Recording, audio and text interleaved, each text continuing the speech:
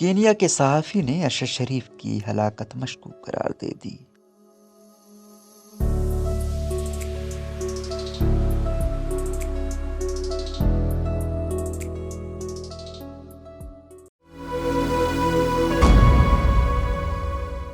Kenya کے معروف تحقیقاتی صحافی برائن اوبویو نے پولیس کی جانب سے پاکستانی صحافی ارشد شریف کے قتل کو مشکوک قرار دیتے ہوئے کہا ہے کہ کینیا کی پولیس کی جانب سے فائرنگ کے جس مقام کی نشاندہی کی گئی ہے، اصل میں لاش اس مقام سے 78 کلومیٹر دور سے ملی ہے۔ صحافی نے دعویٰ کیا کہ ارشد شریف کے ڈرائیور پر سڑک پر موجود جس ناکے پر نہ رکنے کا الزام لگایا گیا وہ رات کے اندھیرے میں پتھروں سے بند کی گئی تھی، جس کو مشکوک جانتے ہوئے ڈرائیور نے گاڑی روکنے کے بجائے تیزی سے بھگا دی۔ صحافی نے بتایا کہ پاکستانی ارشد کے جسم پر کم از کم گولیوں کے 2 نشانات پائے گئے ہیں۔ برائن اوبویو کا کہنا ہے کہ رات کے اندھیرے میں ارشد شریف اور ان کے ساتھی کو نیروبی کی جانب جاتے ہوئے سڑک پتھروں سے بلاک نظر آئی، لہٰذا انہوں نے اس پراسرار ماحول میں گاڑی نہ روکنے کا فیصلہ کیا۔ یہی وہ لمحہ تھا جب علاقہ گولیوں کی تڑتڑاہٹ سے گونج اٹھا۔ ارشد شریف کی گاڑی پر کم و بیش 9 فائر کیے گئے، جن میں سے 4 گولیاں کار کی بائیں طرف لگی۔ ان کا کہنا ہے کہ ارشد شریف کو سر میں لگنے والی جان لیوا گولی زبردست نشانے کے ساتھ چلائی گئی تھی، جو گاڑی کے پچھلے شیشے سے داخل ہوتے ہوئے ان کی سیٹ اور سر کو چیرتی ہوئی سامنے والے شیشے سے پار ہو گئی۔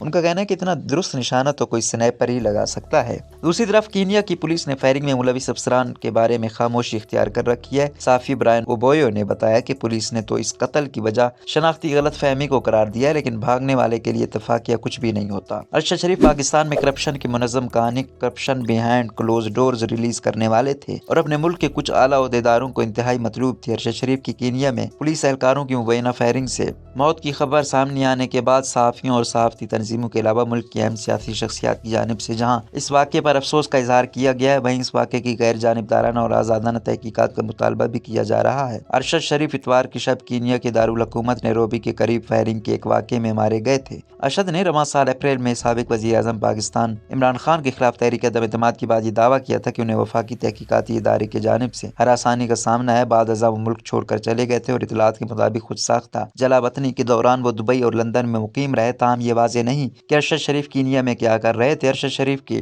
قتل کے حوالے سے سوشل میڈیا پر کچھ سوالات بھی کیے جا رہے ہیں۔ پہلا سوال یہ ہے کہ اگر نیروبی پولیس ان کا پیچھا کر رہی تھی تو گولی ان کے سر میں ہی کیوں ماری گئی؟ اگر گاڑی رکی نہیں تو پولیس نے اس کے ٹائروں کو نشانہ کیوں نہیں بنایا؟ سوال یہ بھی ہے کہ ارشد شریف کی لاش فائرنگ کے مقام سے 78 میل دور کیوں برآمد ہوئی؟ کینیا کی پولیس نے ابھی تک کوئی CCTV فوٹیج ریلیز کیوں نہیں کی؟ سوال یہ بھی ہے کہ کار کے ڈرائیور کو گولی مارنے کے بجائے ساتھ بیٹھے ارشد شریف کو نشانہ کیوں بنایا گیا؟ آخری سوال یہ ہے کہ اگر پولیس موقف کے مطابق ان کو یہ شک تھا کہ کار میں ایک اغوا ہونے والا بچہ بھی موجود ہے تو پھر اس پر اندھا گولیاں کیوں برسائی گئی؟